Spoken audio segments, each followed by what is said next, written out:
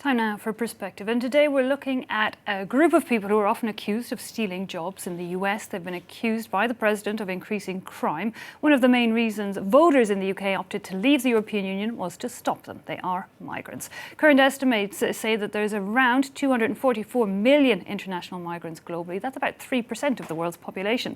So really a burden to countries, or do they generate jobs and in fact increase creativity? Well, Professor of Economics and Public Policy at King's College London, former Chief Economist for the UK government, Mr. Jonathan Portes, joins us now. Mr. Portes, you have a new book out called The Economics of Migration. Overall, you say migration is good for the economy. Let's look at the UK case study. How has migration helped the United Kingdom? Well, the evidence suggests that migration has not led, as you alluded in the opening, that you suggested that some people say that migrants take jobs away from natives. There's really no evidence for that in the UK at all. And in fact, despite having the highest levels of migration in our recorded history over the last 15 years or so, in fact, we now have the lowest level of unemployment in recorded economic history as well. So we've seen a jobs boom in Britain actually happening at the same time as we've had these very large inflows of migration. So migrants certainly haven't taken jobs. Now, it's much harder to demonstrate the impact on the economy overall. Have they boosted growth and made us more prosperous? But the evidence on the whole suggests yes.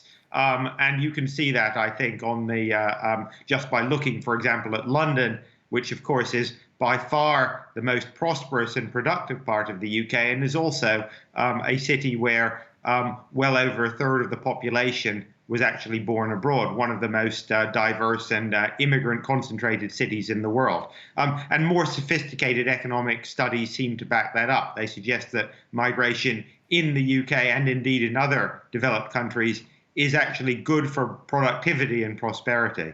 Now, you do point out in your book that there isn't a specific number of jobs. You know, when people say, oh, they come and take our jobs, it's as if there's a very specific number. They take one out of a definite lot. However, is there a limit on the amount of people a country can welcome in relation to their per capita before it becomes a burden on their economy? I don't think it's right to think of a limit. I think there are obviously constraints on the pace of change. You can't build a hospital overnight necessarily.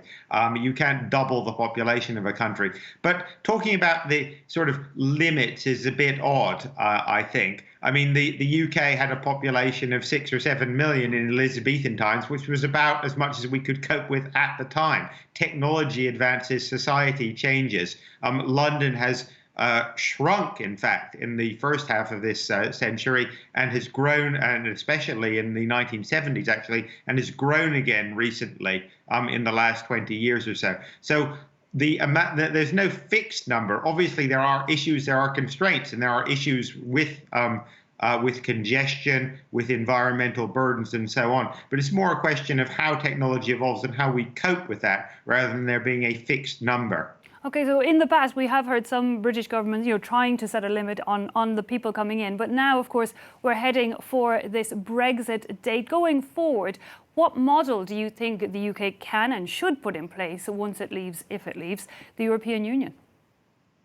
Well, I mean, if we leave the European Union and we leave the single market and hence free movement of people ends between the UK and Europe, then we will be in a quite different position. That doesn't, in my mind, in any way invalidate the fact that migration, both from Europe and the rest of the world, has been very good for the UK, nor does it mean that we should necessarily take fewer migrants, but we will need a different system because we'll be outside the free movement system that most of Europe participates in.